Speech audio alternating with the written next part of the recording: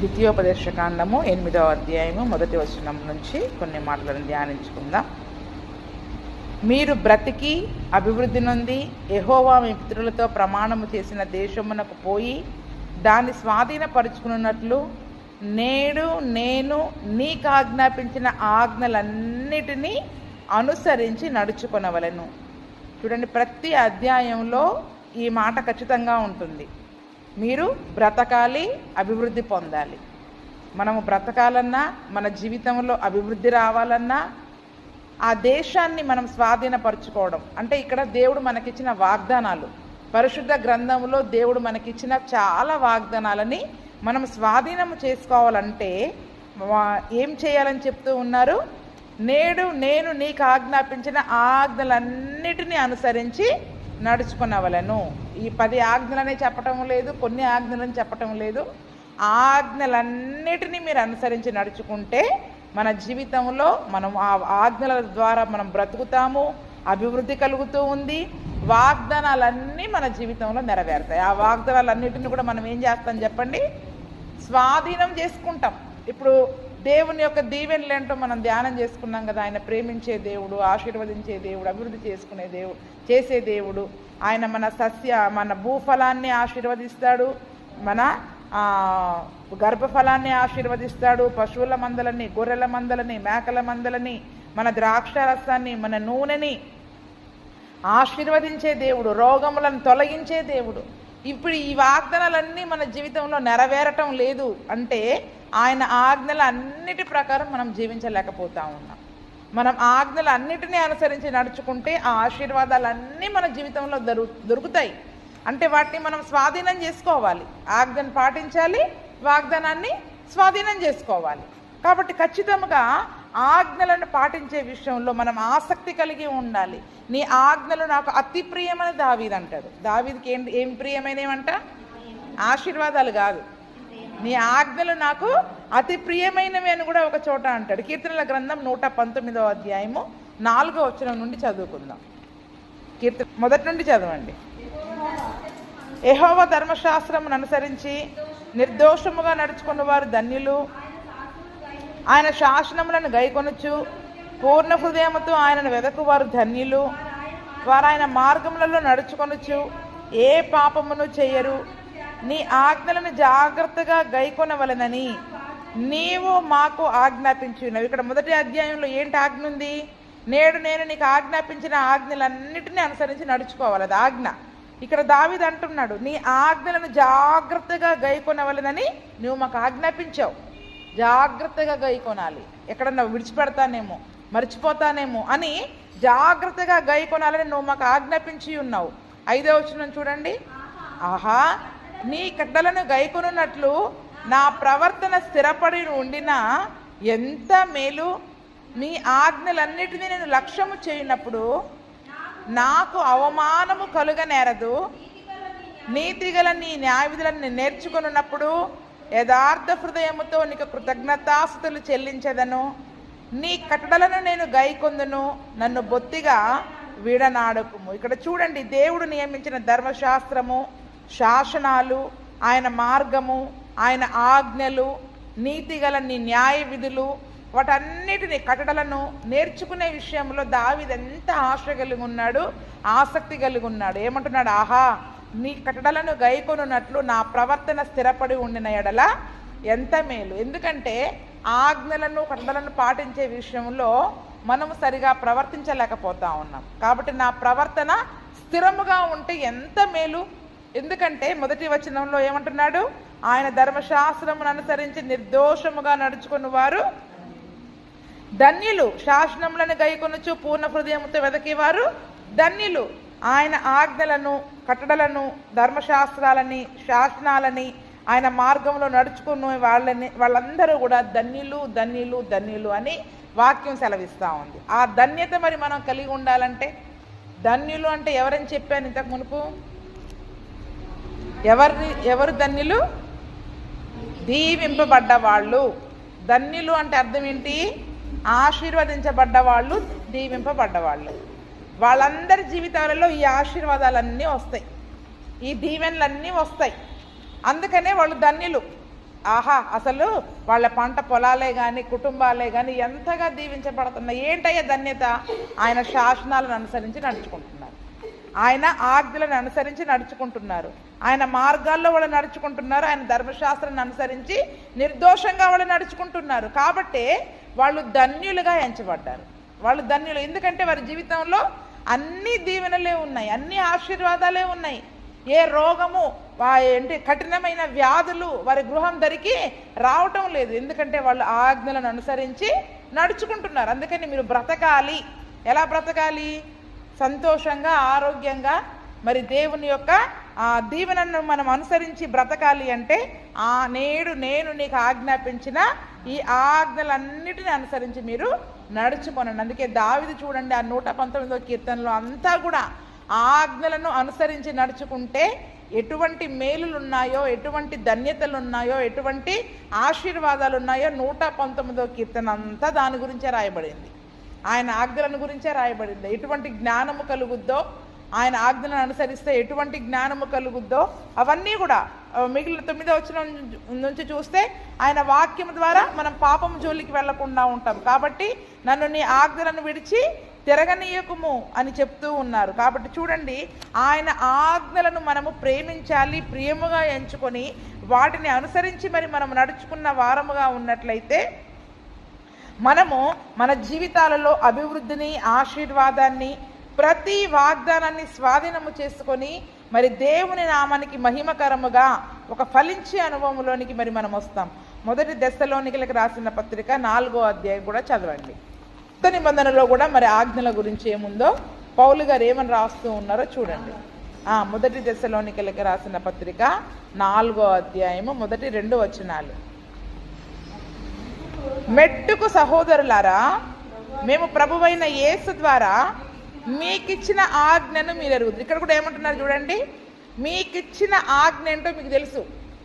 మేము మీకిచ్చిన ఆజ్ఞ ఏంటి?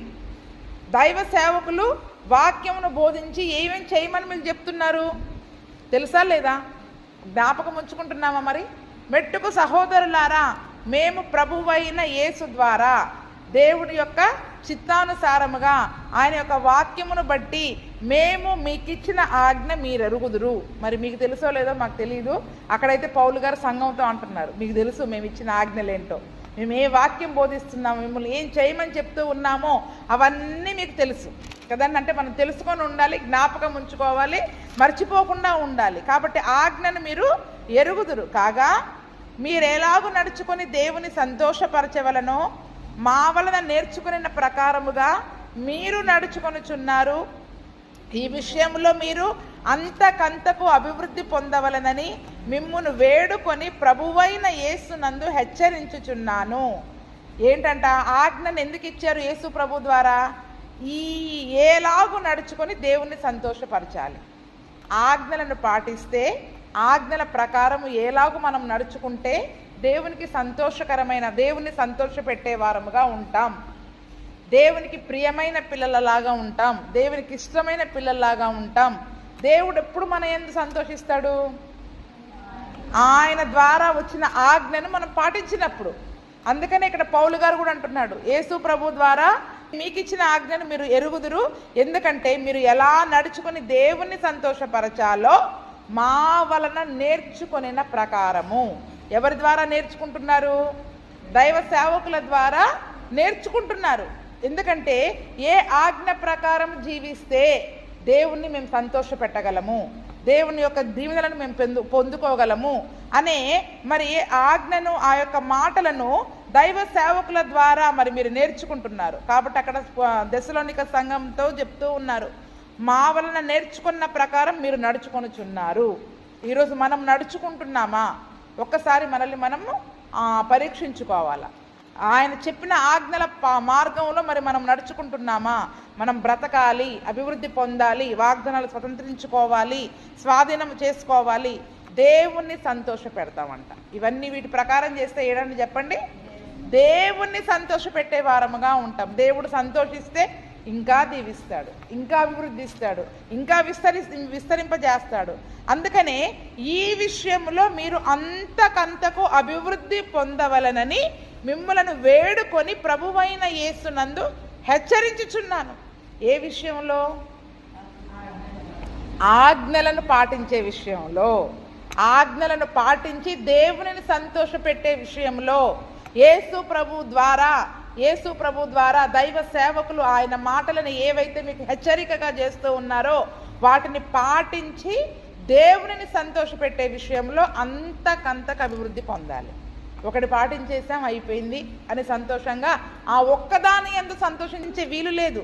అంతకంతకు అభివృద్ధి పొందవలనని మిమ్మల్ని వేడుకొని ప్రభువైన యేసునందు హెచ్చరించుచున్నాను.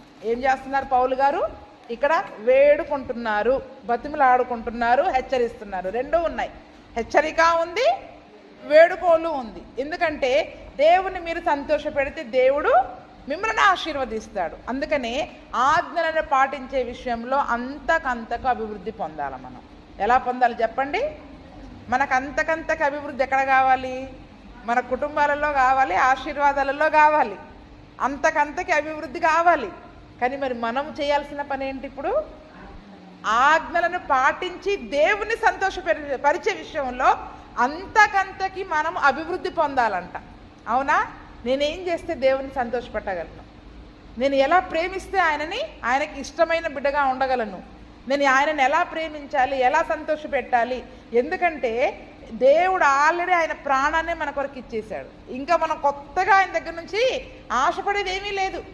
ఆయన మాట వింటే ఆ దీవెన ఆటోమేటిక్గా వచ్చేస్తుంది. కానీ ఇప్పుడు మనం దేవునిని ఎట్లా సంతోషపెట్టాలనే దాని విషయంలో, ఆజ్ఞలను పాటించే విషయంలో అభివృద్ధి పొందుకుంటూ వెళ్ళాలి. కానీ మనం ఎంతసేపు దేనిపైన ధ్యాస పెడతాం? ఏం చేస్తే దేవుని ఆశీర్వాదాలు వస్తాయి? గంట ప్రార్థన చేస్తే వస్తుందా? ఒకరోజు ఉపవాస ప్రార్థన చేస్తే వస్తుందా? అంతవరకే తెలుసు. కానీ ఆయన వాక్యముని ఉన్నది ఉన్నట్టుగా పాటించి దేవుని సంతోషపెడితే ఆయన నన్ను ఇంకా ప్రేమించి ఆశీర్వదిస్తాడు అనే దానిపైన మనము ధ్యాస పెట్టలేకపోతా ఉన్నాం. అందుకనే చూడండి, మొట్టమొదటి వచనంలోనే ఏముంది? 8వ అధ్యాయం 1వ వచనంలో, మీరు బ్రతికి అభివృద్ధి పొంది మీ పితరులతో ప్రమాణము చేసిన దేశానికి పోయి స్వాధీనపరుచుకున్నట్లు నేడు నేను మీకు ఆజ్ఞాపించిన ఆజ్ఞలన్నిటినీ అనుసరించి నడుచుకునేవాళ్ళని. అందుకే యాకోబు గారు అంటాడు, ఆజ్ఞలలో ఒక్క విషయంలో తప్పిపోయినా మిగిలిన చేసిన అన్ని విషయాలలో మనము అపరాధులముగానే ఎంచబడతాం. ఒక్కటి చేయకుండా అన్ని చేస్తున్నామని అనుకోవడానికి లేదు. అన్నిటినీ చేసే విషయంలో అభివృద్ధి పొందేవారిగా మరి మనం ఉండాలి. అటువంటి కృపను ప్రభువైన యేసుక్రీస్తు మనకు దయచేయునుగాక. 2వ వచనం చూడండి, మరియు నీవు ఆయన ఆజ్ఞలను గైకొందువో లేదో నిన్ను శోధించి నీ హృదయంలో ఉన్నది తెలుసుకొనుటకు నిన్ను అణచు నిమిత్తమును అరణ్యములో ఈ 40 సంవత్సరములు నీ దేవుడైన యెహోవాను నడిపించిన మార్గమంతటిని జ్ఞాపకము చేసుకొనుము. రెండవదేమో అనుసరించి నడుచుకోవాలి. రెండవది ఏం జ్ఞాపకం చేసుకోవాలి? ఎందుకని దేవుడు 40 సంవత్సరాలు నడిపించాడంట వీళ్ళని? 11 రోజుల్లో పోయే కానానికి 40 రోజులు ఎందుకు ప్రయాణం చేయించారంట? అక్కడే ఉంది చూడండి, మన సొంత మాటలు వద్దు. అక్కడ ఏముంది? 2వ వచనంలో, నీవు ఆయన ఆజ్ఞలను గైకొందువో లేదో. ఇన్ని ఆజ్ఞలు ఇచ్చారు కదా, అసలు మనం పాటిస్తామా లేదా? ముందు ఎందుకు దేవుడు ఆశీర్వాదాలు ఆలస్యం చేస్తూ ఉంటాడు? ఆశీర్వాదం ఆలస్యమైన కొలది, మనం అడిగింది ఆలస్యమైన కొలది అసలు మనం ఆయన మాట వింటామా లేదా? మనం ఆయన మాట వింటామా లేదా అని మన హృదయాలని శోధిస్తాడట. పరిశోధించి తెలుసుకోవడానికి అసలు వీళ్ళ హృదయంలో ఏముంది. రేపు వీళ్ళు అడిగింది వీళ్ళకి ఇస్తే వీళ్ళు అసలు నా మాట విని నా మాటకి లోబడేవారిగా ఉంటారా లేదా తప్పిపోయేవారిగా ఉంటారా? అవునా? ఇప్పుడు అడగగానే చిటికెలో మనకు అన్నీ దొరికేసినట్లయితే ఈ పాటికి అందరం ఆశీర్వదించబడి ధనవంతులాగా సుఖభోగాలు అనుభవిస్తూ ఉండేవాళ్ళం. అవునా కాదా? కానీ ఎందుకు దేవుడు ఇవ్వటం లేదు? మన ప్రార్థనలకు ఎందుకు ఆలస్యం అవుతా ఉన్నాయి? మన దేవుడిచ్చే వాగ్దానమే ఉంది. జనవరిలో మొదటి వారం వాగ్దానం తీసుకుంటాం, అది నెరవేరడానికి కొన్ని సంవత్సరాలు పడుతుంది మన జీవితంలో. ఎందుకు ఆలస్యం చేస్తున్నాడు? నీకు ఆశీర్వాదం కావాలి, కానీ ఆజ్ఞల ప్రకారం ముందు నువ్వు జీవిస్తావా లేదా? ఆలస్యమైన కొద్దీ మన హృదయ రహస్యాలని దేవుడు తెలుసుకుంటున్నాడు అక్కడ. ఆయన మనల్ని శోధించి నీ హృదయములో ఉన్నది తెలుసుకోవడానికి, ఒకవేళ ఆయనకి విరోధముగా మనము ప్రవర్తించినట్లయితే మనలో ఉన్న ఆ అహంకారము, ఆ గర్వము, ఆ యొక్క దేవునికి ఇష్టం లేని వాటన్నిటిని దేవుడు ఏం చేస్తూ ఉంటాడంట? అణిచివేస్తూ ఉంటాడంట. అది నువ్వు వాక్యం ద్వారా అణిచినప్పుడు నువ్వు అణగొట్టబడలేదనుకో, ఆ దీవెన ఇంకా ఆలస్యమవుతుంది. కొద్దిమంది వాక్యానికి లోబడరు. ఏంటంటే నాకు తెలియజేస్తే నేను వింటాను అనుకుంటాం. కానీ వాక్యమే దేవుడు. ఆ దేవుని యొక్క మాట మన దగ్గరకు వచ్చినప్పుడు ఆ వాక్యానికి వెంటనే మన హృదయము ప్రతిస్పందించి ఆ వాక్యానికి లోబడనప్పుడు, మనము అణగొట్టబడనప్పుడు ఆ దీవెన ఇంకా ఆలస్యమవుతుంది. ఏమైతుంది చెప్పండి? దీవెన ఇంకా ఆలస్యమవుతుంది. ఎందుకు 40 సంవత్సరాలు దేవుడు తిప్పాడు? అక్కడ అవిశ్వాసులుగా ఉన్నారు వాళ్ళు. ఎందుకంటే కొన్ని వేగు చూడడానికి వెళ్ళినప్పుడు వాళ్ళు ఏమని భయపడిపోయారు చెప్పండి? అక్కడ బాబోయ్, వాళ్ళు ఉన్నత దేహులు, వాళ్ళ దృష్టికి మేము మిడతల్లాగా ఉన్నాము, మేము వాళ్ళతో యుద్ధము చేయలేము అంటే ముందే వెళ్ళిపోయారనుకోండి. ఈలోపు కణానికి అసలు వాళ్ళ హృదయంలో ఏముందో, విశ్వాసం ఉందా లేదా దేవుడికి అర్థమయ్యేదా? అంటే ఈలోపు దేవుడికి ఏమర్థమైంది? వీళ్ళు అవిశ్వాసులు, మాటికి మాట తప్పేవాళ్ళు. ఇప్పుడే ఆ సీనాయి కొండ దగ్గరే ఏమని ఒప్పుకున్నారు? దేవుడు చెప్పినట్టు మేము చేస్తామని ఒప్పుకున్నారు. మళ్ళీ వెంటనే మాట తప్పే దేవుళ్ళు, మళ్ళీ విగ్రహారాధనకి పోయేవాళ్ళు, అవిశ్వాసులుగా జీవించేవాళ్ళు, ఇవన్నీ మనలో ఉంటాయి. అంటే ఈరోజు మాట ఇచ్చాము నేను చేస్తాను అని మనము దేవునిలాగా మనం నమ్మదగిన వారముగా జీవించలేకపోతా ఉన్నాం. కాబట్టి అసలు ఈలోపు మన హృదయంలో ఏముంది తెలుసుకోవడానికి ఏం చేస్తూ ఉన్నాడు? అందుకనే 1వ అధ్యాయం 33వ వచనంలో కూడా చూడండి, ద్వితీయోపదేశకాండం 1:33లో కూడా ఉంటుంది. వాళ్ళ గురించి, ఇజ్రాయేలు ప్రజల గురించి దేవుడు ఏమని చెప్పాడో అక్కడ. అగ్నిలోను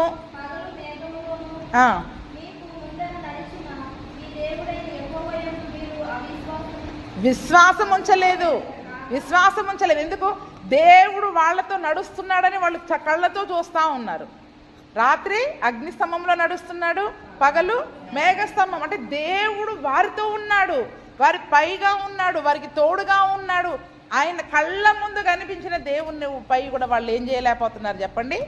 విశ్వాసం ఉంచలేదు. ఈరోజు యేసు ప్రభుల వారు నేను మీలో ఉంటున్నాను అని మనకి వాగ్దానం చేసిన, మనతో ఉంటున్నానని వాగ్దానం చేసినా ఆ రోజు కళ్ళతో చూసి వారు విశ్వాసం ఉంచలేదు. ఈరోజు మనం కూడా నమ్మలేకపోతా ఉన్నాం. యేసయ్య మన పక్కన ఉంటే భయపడతామా? యేసయ్య మనలో ఉంటే భయపడతామా? సమస్యలను చూసి దిగులు పడతామా?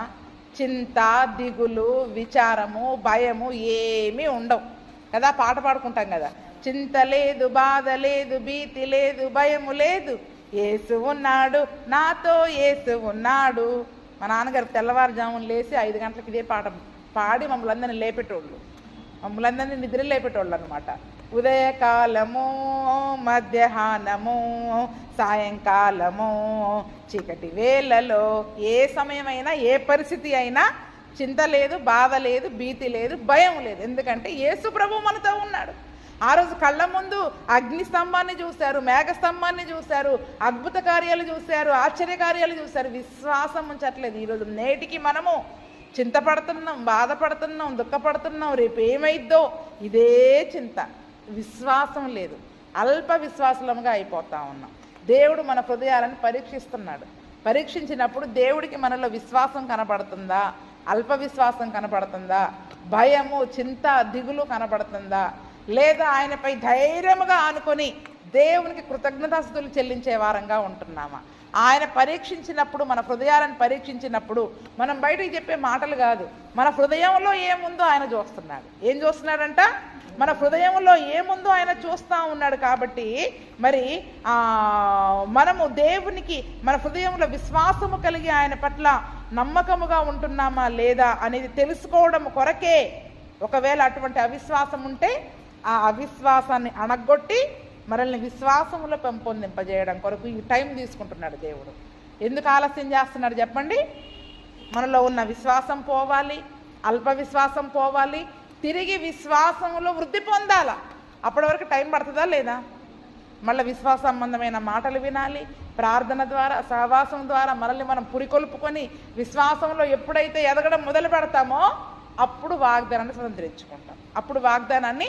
స్వతంత్రించుకుంటాం. అందుకనే దేవుడు మనందరి హృదయాలను పరీక్షించుచున్న దేవుడు, పరిశీలిస్తున్నప్పుడు, పరిశోధిస్తున్నప్పుడు ఆయనకి అటువంటివి దేవుని విషయంలో మరి మనము ఈ శ్రమను బట్టి కలిగిన ఆ శోధనను బట్టి దేవుణ్ణి మరి మనము బాధ పెట్టే వారముగా ఉన్నామా, లేదా శ్రమలైన, నిందలైన, అవమానమైన, కష్టమైన, కరువైన విశ్వాసముతో ముందుకు సాగేవారిగా ఉన్నాము. దేవుడు వారిని శోధించాడు, అంటే కరువు గుండా తీసుకెళ్ళాడు. నీళ్లు లేవు, ఏమన్నారు? సణిగారు. నీళ్ళు లేవని సణిగారు, ఆహారం లేదని సణిగారు, ప్రతిదానికి సణిగారు. ఈరోజు మన ఆత్మీయ జీవితంలో కొన్నిసార్లు మనం కరువుల గుండా వెళ్ళొచ్చు, కొన్ని పరిస్థితుల గుండా మరి మనం వెళ్ళొచ్చు. అప్పుడు యేసు ప్రభువు నమ్ముకున్నందుకు నాకు ఈ పరిస్థితి వచ్చింది అని ఆయన మీద సణిగేవారిగా ఉంటున్నామా? దేవుడు మన హృదయాన్ని పరీక్షిస్తాడు, ఆపుతాడు. మళ్ళీ మన హృదయం సరిచేయబడే వరకు మనం కనాను చేరుకోలేము, అంటే ఆ వాగ్దానాన్ని స్వతంత్రించుకోలేము. కాబట్టి ఎందుకు దేవుడు మనల్ని 40 సంవత్సరాలు నడిపించాడంట? ఆయన ఆజ్ఞలను గైకొంటామో లేదో మొదటి విషయం. రెండవది, శోధనని జయిస్తామా లేదా? ఏంటి చెప్పండి? ఆ ఇశ్రాయేలీయులు జయించలేని వాళ్ళందరూ అరణ్యంలో రాలిపోయారు. కాబట్టి శ్రమలు, శోధనలు వచ్చినప్పుడు వాటిని మనం జయిస్తామా లేదా? మూడవది, మన హృదయంలో ఏముందో దేవుడు తెలుసుకొని దానిని బట్టి మనల్ని దీవిస్తాడు. కాబట్టి అంతేకాకుండా ఒకవేళ ఆయనకి ఆయాసకరమైనది ఏదున్నా కూడా దాన్ని అణిచివేసి అణుచుకోవడానికి కూడా అవకాశం ఇస్తాడు.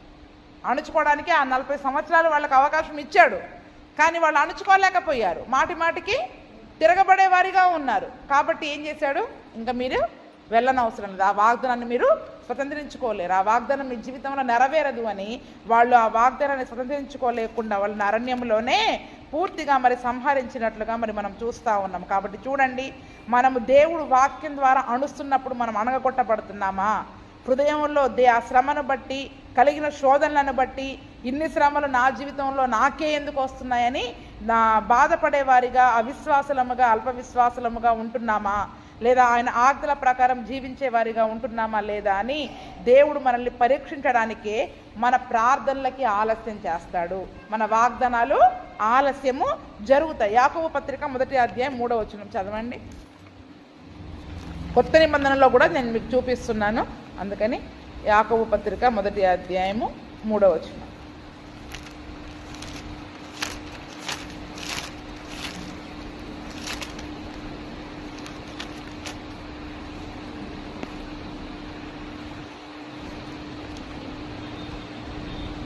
తీసారా? 2, 3 కలిసి ఉన్నాయి చూడండి. 1వ అధ్యాయము 2వ వచనం నుండి చదవండి. నా సహోదరులారా, మీ విశ్వాసమునకు కలుగు పరీక్ష ఓర్పును పుట్టించునని ఎరిగి మీరు నానా విధములైన శోధనలలో పడినప్పుడు అది మహానందమని ఎంచుకొనుడి. ఏంటంట? నానా విధాలైన శోధనలలో పడతా ఉంటుంటే, శ్రమ వెంబడి శ్రమ, శోధన వెంబడి శోధన వస్తూ ఉంటుంది. అప్పుడు ఎలా ఎంచుకోవాలంటది? మరి మనం ఎలా ఎంచుకుంటున్నాం? మూలిగే నక్క మీద తాటికాయ పడ్డట్టు మళ్ళీ నాకే రావాలా? మొన్నటిదాకా ఇదే బాధలో ఏదో ఒక సమస్యతో ఉన్నాను, మళ్ళీ ఆ సమస్య తీరిందో లేదో ఇంకో సమస్య వచ్చింది, ఇంకో శోధన వచ్చింది. ఎందుకు ఇస్తున్నాడంట దేవుడు ఇవన్నీ కూడా? మీ విశ్వాసానికి కలిగే పరీక్ష ఓర్పును పుట్టించాలి. అంటే ముందు మనకి ఓపిక కావాలి. అంటే ఈరోజు మనకి ఓపిక పుట్టించాలి అంటే, ఓపిక నేర్చుకోవాలి అంటే ఏం రావాలి చెప్పండి? పరీక్ష వెంబడి పరీక్ష. నువ్వెంత ఓర్చుకుంటున్నావా లేదా దేవుడు గమనిస్తున్నాడు. ఎందుకంటే యేసు ప్రభుల వారు సిలువలో మనందరి కొరకు ఓర్చుకున్న దానిని ఎవ్వరూ ఓర్చుకోలేరని. ఆయన సిలువ శ్రమలను ఎంత ఓపికతో, సహనముతో భరించాడో అటువంటి ఓపికని, సహనాన్ని మనకి నేర్పుతున్నాడు. ఆత్మఫలాలలో ఒకటి ఉంది, దీర్ఘశాంతం అని. అవునా? ఇప్పుడు నీవు నేను దీర్ఘశాంతం అనే ఆత్మఫలాన్ని ఫలించాలి అంటే ముందు ఓపిక కావాలి. మనకి ఏం కావాలి? ఓపిక వెంబడి ఓపిక, ఓపిక వెంబడి ఓపిక. ఎన్ని పరీక్షలను నువ్వు ఓర్చుకుంటావో అప్పుడు దీర్ఘశాంతం అనే ఆత్మఫలంలో మనం ఫలిస్తాం. అసలు ఇక్కడ ఓపికే లేకపోతే నువ్వు దీర్ఘశాంతమైన ఆత్మఫలం ఎలా ఫలిస్తాను చెప్పండి? మనం ఫలించలేము. అంటే ఆ దీర్ఘశాంతానికి ముందు ఇది పిందె వేయాలన్నమాట. ఈ ఓపిక అనేది ఏంటి చెప్పండి? పిందెలు. ఇవి కాస్త పిందెలు అయితేనే తర్వాత అది పెద్దగై ఒక ఫలం ఇస్తుంది. అంటే ఈ ఓపిక అనే పిందెలు మనలో పుట్టాలి, మొలవాలి. అప్పుడే అది కాస్త పెరిగి పెద్దదవ్వాలి. ఈ ఓపిక ఏమవ్వాలి చెప్పండి? ఇప్పుడు పెరిగి పెద్దగా అవ్వాలి. అందుకని అక్కడ చూడండి, పరీక్ష ఓర్పును, మీ విశ్వాసానికి పరీక్ష ఓర్పును పుట్టించునని ఎరిగి నానా విధాలైన శోధనలలో మీరు పడుతున్నప్పుడు, నానా విధాలైన శోధనలు ఉన్నాయి. ఇక్కడ ఎన్ని రకాల శోధనలు ఉన్నాయి చెప్పండి? చాలా రకాలైన శోధనలు ఉన్నాయి. అనారోగ్య సమస్యతో ఒక శోధన రావచ్చు, ఆరోగ్యం దెబ్బతిని ఒక శోధన రావచ్చు, అప్పుల బాధతో ఒక శోధన రావచ్చు, కుటుంబ సమస్యలతో ఒక శోధన రావచ్చు, ఆ చుట్టుపక్కల వాళ్ళతో బంధువులతో ఒక శోధన రావచ్చు, లేదా యేసు ప్రభువు నమ్ముకున్నందుకు ఇంకో శోధన రావచ్చు, మనం చేసే పనుల్లో, ఉద్యోగాలలో ఎక్కడో ఒక చోట ఏదో ఒక శోధన రావచ్చు. ఎన్ని శోధనలైనా, ఏ శోధనైనా మన విశ్వాసానికి పరీక్షలు. అవి ఏం చెప్పండి? విశ్వాసానికి పరీక్షలు. ఆ పరీక్షలను మనం ఓపికతో రాస్తేనే ఆ శోధనలను మనం జయిస్తాము. ఆ శోధనను జయిస్తావా లేదా అని దేవుడు 40 సంవత్సరాలు వారిని అరణ్యంలో నడిపించాడు. అందుకనే ఈరోజు మన జీవితంలో కూడా వాగ్దానాలకి దేవుడు ఆలస్యం ఎందుకు చేస్తూ ఉన్నాడంటే ఆ ఓర్పుని మనకు నేర్పిస్తూ ఉన్నాడు, ఆ దీర్ఘశాంతాన్ని మనకు నేర్పిస్తూ ఉన్నాడు. కాబట్టి శోధనలో పడినప్పుడు అది మహానందమని ఎంచుకోవాలంట. ఎలా ఎంచుకోవాలి చెప్పండి? ఇప్పుడు మహానందము. ఒక శోధన వస్తే అబ్బా, ఈ శోధన నా విశ్వాసానికి పరీక్ష, ఎట్లయినా ఈ విశ్వాస జీవితంలో నేను దీనిని జయించాలి అనే ఒక పట్టుదలతో, సంతోషంతో పరీక్ష రాయాలి. ఎలా రాయాలి పరీక్షలు? సంతోషంతో పరీక్ష రాయాలి. సంతోషంతో శోధనని జయించే వారముగా ఉండాలి. మీరు ఎంత దుఃఖంతో వెనక్కి వెళతారు, దుఃఖంతో కృంగిపోతారో అంత ఓడిపోతారు. ఎంత చింత, బాధ, విచారాన్ని పెంచుకుంటూ పోతారో అంత ఓడిపోతారు శోధనలలో. ఎందుకంటే సనగడము, ఆ ఒక రకమైన వైరాగ్యం అనేది వచ్చేస్తుంది.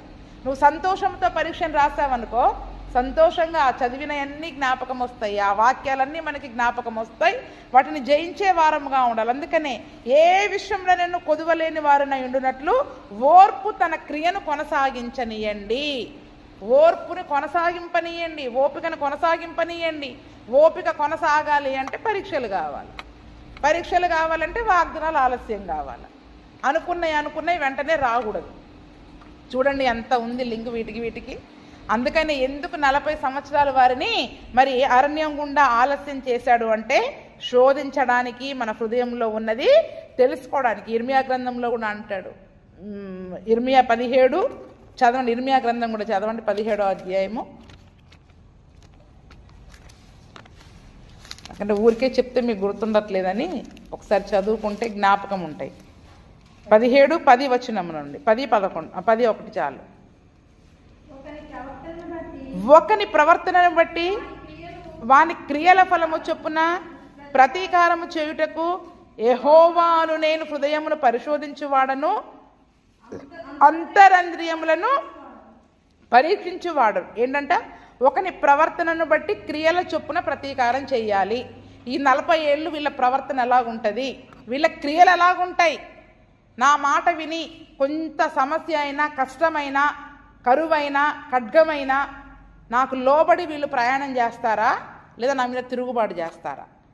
వారి ప్రవర్తనను బట్టి క్రియల చొప్పున వాళ్ళు సణిగితే అరణ్యంలో రాలిపోతారు.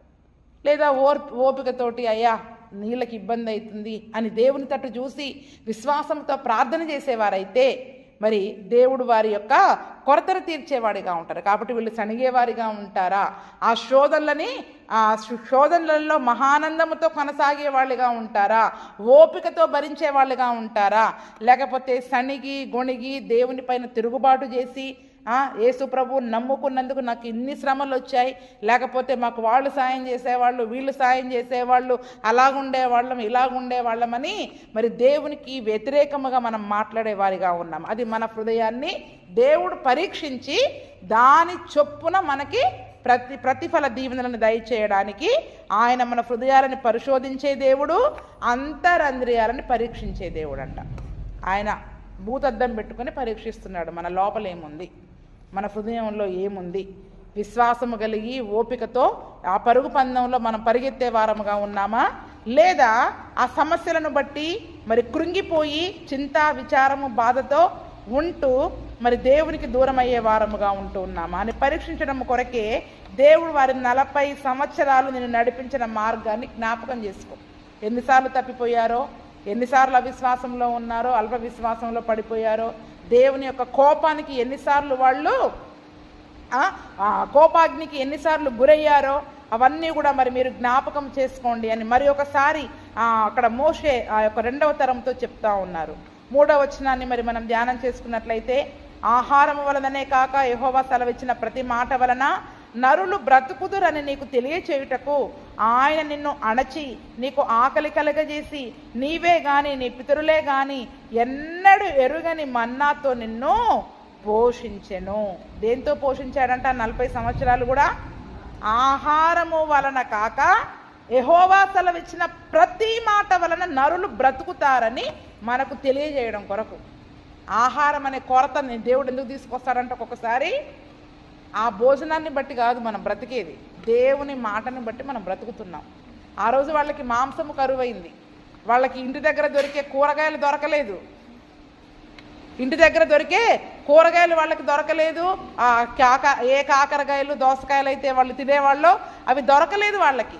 కానీ ఎందుకు దేవుడు ఆ కొరత గుండా తీసుకెళ్ళాడు వాళ్ళని? వాటితో కాదు మనం బ్రతికేది, వాటితో కాదు మనము బ్రతికేది. అవి తినడం వల్ల మనకి శరీరానికి ఆరోగ్యం వస్తుందని మనం అనుకుంటున్నాం, కానీ దేవుని మాట వల్లనే మనుషులు బ్రతుకుతారు అని వాళ్ళు తెలుసుకోవడం కొరకు ఏం చేశారంట? వాళ్ళని అణచి ఆకలి కలగజేశాడు, అణిచివేశాడు. మళ్ళీ వాళ్ళకి తినాలన్న ఆకలిని కూడా ఎవరు కలగజేశారు? దేవుడే కలగజేసి, ఆకలి అయినప్పుడు మీరు తినే ఆ కాకరకాయలు దోసకాయలు మాంసం కాదు, నేను మన్నా ఇస్తా, ఈ మన్నాతో మనిషి బ్రతుకుతాడు అని వాళ్ళకి తెలియజేశాడంట. ఎలా తెలియజేశాడు చెప్పండి? మన్నాతో మీరు బ్రతుకుతారు. అదే మన్నా, జీవాహారము, దేవుని యొక్క వాక్యము. ఆ యొక్క వాక్యము వలననే మరి మనుషులు బ్రతుకుతారు అని వాళ్ళందరినీ కూడా మన్నాతోటి పోషించాడంట. చూడండి, అవి ఎవరికీ తెలియదు ఆ మన్నా, కేవలం దేవదూతలు తినే మన్నా. అందుకనే రేపు మనం ఏమి తిండుందేమో, ఏమి త్రాగుదమో అని మీరు వాటి గురించి విచారపడకండి.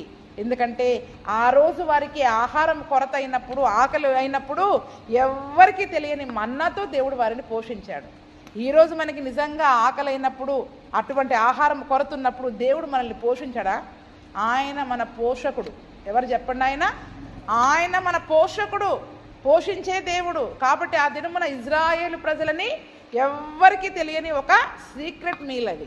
ఏం చెప్పండి? ఎవ్వరికీ తెలియని భోజనం, ఎక్కడ ఏ హోటల్లో దొరకని ఒక ప్రత్యేకమైన భోజనాన్ని దేవుడు వీరి కొరకు పంపించి వారి యొక్క ఆకలిని అక్కడ తీర్చాడు. చూడండి, ఏలియా కూడా మరి కరువు కాలంలో ఉన్నప్పుడు, ఆ యొక్క కెరీతు వాగు దగ్గర ఉన్నప్పుడు ఏలియాను కూడా 3.5 సంవత్సరాలు దేంతో పోషించాడు? దేశమంతా కరువు, ఈయనకి మాత్రం 2 పూటల ఉదయ సాయంకాలాలు రొట్టె మాంసం. పోనీ ఏ రోజన్నా కూరగాయలు పట్టుకొచ్చినట్టు చూసామా? అంటే కాకులు చెప్పండి, రోజు రొట్టె మాంసం. దేశమంతా కరువు, వాళ్ళకి ఒక రొట్టె తినడానికి దొరకట్లేదు.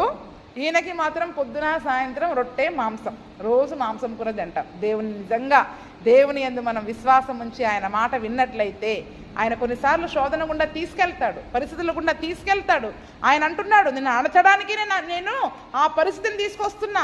ఒకవేళ దేవునికి విరోధమైన ఏమైనా ఉన్నాయేమో అటువంటి మనలో, కాబట్టి దేవుడు మనల్ని అణచడానికే ఆ కరువు గుండా మనల్ని పట్టుకెళ్తున్నాడేమో అని అనుకొని దేవుని పైన మనము విశ్వాసం ఉంచే వారముగా ఉండాలి. అందుకనే లూకాలో కూడా అంటాడు, లూకా 12లో చదవండి, 12:29 నుండి, అదొకటి చదువుకొని ముందుకు వెళ్ళిపోదాం. లూకా 12:29 నుండి. ఏమి తిందుమో ఏమి త్రాగుదుమో అని విచారింపకుడి, అనుమానము కలిగి ఉండకుడి. ఈ లోకపు జనులు వీటినన్నిటినీ వెతుకుదురు, ఇవి మీకు కావలసి ఉన్నవని మీ తండ్రికి తెలియను. మీరైతే ఆయన రాజ్యమును వెతకండి, దానితో కూడా ఇవి మీకు అనుగ్రహింపబడును. దేవునికి స్తోత్రం. అందుకని ఆ రోజు ఇజ్రాయేలీలేమో తిండి లేదని వెతికారు, కాబట్టి వాళ్ళకి దేవుడు ఏం చేశాడంటే అణిచేశాడు. ఈరోజు మనం విశ్వాసంతో అవన్నీ కూడా మరొక పాఠాలుగా దేవుడు మనకు తెలియజేస్తూ ఉన్నాడు. ఈ లోకపు జనులు వెతుక్కుంటారు అవన్నీ, మనం ఆహారం కొరకు వెతుక్కునే అవసరమే లేదు. ఎందుకంటే ఆయన మాట విని ఆయన ఆజ్ఞల ప్రకారం జీవించే వారికి ఆయన ఏ లోటు కొరత చేయడు. మీరు ఆయన రాజ్యాన్ని వెతకండి చాలు, ఆయన నీతిని వెతకండి చాలు. ఆ నీతి అప్పుడు మీకు ఈ రాజ్యము దొరుకుద్ది, దేవుని నీతి దొరుకుద్ది, అప్పుడు ఇవి కూడా దొరుకుతాయి. అందుకనే వాటి గురించి ఏమి తినాలి ఏమి త్రాగాలని విచారించొద్దు, అనుమానము కలిగి ఉండొద్దంట. ఏం కలిగి ఉండొద్దని చెప్పండి? అనుమానం. రేపటికి నాకు భోజనం దొరుకుద్దో లేదో, రేపు నేను మంచి భోజనం చేయగలనో లేదో అనే అనుమానం యేసు ప్రభువునందు విశ్వాసం ఉంచిన వారికి ఉండొద్దు. అనుమానం ఉంటే అవిశ్వాసులే. ఏం చెప్పండి? ఇప్పుడు రేపు ఏమి జరుగుద్దో, రేపు ఎలా ఉంటుందో అనే అనుమానం ఉంటే అవిశ్వాసంలోనికి మనం జారిపోతున్నాం. మనం జారిపోతున్నాం. కాబట్టి ఆహారము వలననే కాదు, దేవుడు సెలవిచ్చిన ప్రతి మాట వలన మనుషులు బ్రతుకుతారు. అంటే ఇలా వాక్యం వినుకుంటూ కూర్చుంటే కడుపులు నిండిపోతాయా చెప్పండి? మరి అంటే అనేవాళ్ళు ఇలా కూడా అంటారు కదా, ఇప్పుడు వాక్యం వింటూ కూర్చుంటే మరి కడుపు నిండేది ఎలాగా? ఆ దినమున ఒకవేళ దేవుని రాజ్యాన్ని వెతికే వాళ్ళకి దేవుడు ఎవరికి తెలియని ఒక ప్రత్యేకమైన ఆహారాన్ని పంపిస్తాడు. అంతే. ఏలియాకి పంపినట్టు, అరణ్యములో ఆకలితో ఉన్న ఇజ్రాయేలులకు పంపినట్టు, తన యందు విశ్వాసం ఉంచిన వారికి ఏ రోజు ఆహారం ఆరోగిస్తాడు దేవుడు. కాబట్టి విశ్వాసంతో ఉండాలి అని తెలియజేయడం కొరకే దేవుడు అవన్నీ కూడా వారి జీవితంలో జరిగించినట్లుగా చెప్తా ఉన్నాడు. కాబట్టి మరి మనము కూడా రేపటి దినము గురించిన అనుమానమును కలిగి లేకుండా విశ్వాసముతో కలిగి ఉండే కృపను ప్రభువైన యేసుక్రీస్తు మనందరికీ దయచేయునుగాక.